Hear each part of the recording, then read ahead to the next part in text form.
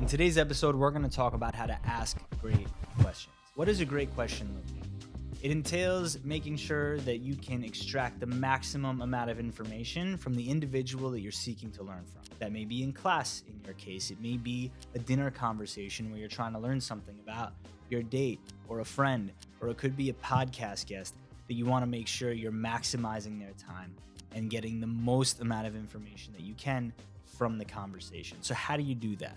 In over 100 episodes of the podcast, I have iterated and tested so many different methodologies, and today I'm going to share with you my methodology in terms of how I like to go about asking great questions. And so through all of the podcast episodes and over years in the courtroom learning how to ask great questions to get precise and in to the depth of the conversation, I wanted to make sure that the quality of what I had to offer and ask would be the best.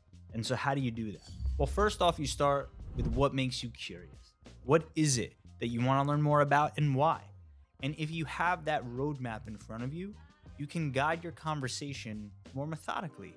And instead of shooting from the hip when it comes to asking great questions, you can use this concept of weaving. Now, what is weaving? Weaving is when you take the end of your guest's answer, or once upon a time, a witness's answer when I was in court, take the end of an individual's answer and then take that end of the answer and put it at the front of your question. So it shows that you're listening to what the individual had to say, and then weave in new bits of information so you can get the most amount of information from the guest. In any kind of question that you're going to ask, what matters is that you are paying attention. And so how do you pay attention? Eliminate distractions. You zone in and focus on the quality and the moment in front of you. You get extremely present and you start to have a level of preparation that shows you have studied your subject. Knowing your subject is key, whether it's a topic or an individual or their particular work. When you have studied that person, it is very easy for you to have a Rolodex of information that you can consult when you're asking questions. So if I have a guest on the podcast, I make sure that I've read articles that they've written. I make sure that I have studied their books. I make sure that I have prepared the topics that I want to learn about. And so I allow my curiosity to be my guide.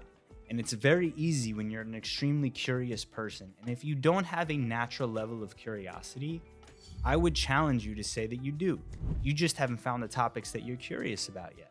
Maybe it's photography. Maybe it's butterflies. I don't know what that is, but the best way for you to find out is to ask yourself what lights you up. And so how do you do that?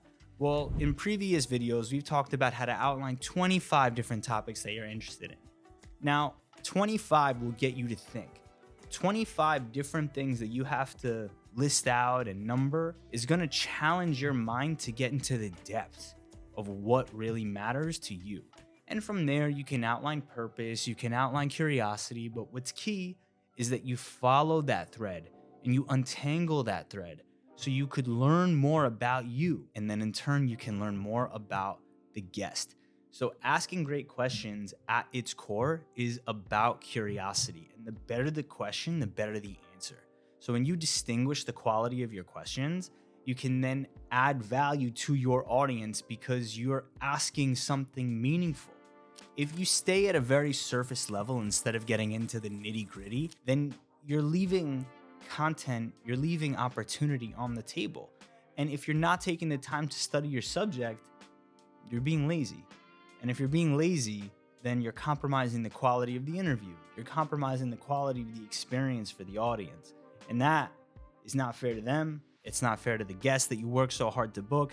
And so if you want to maximize the time, make sure that you know your subject. Thank you so much for tuning in to today's episode. Had an awesome time chatting with you about how to ask great questions. If you want to learn more about how to ask great questions, hit the link in the description. Make sure that you subscribe to the channel for more content coming your way. I'm excited to hang out with you a bit more. Once again, my name is Jonathan Cohen, and this is Inside the Inspired.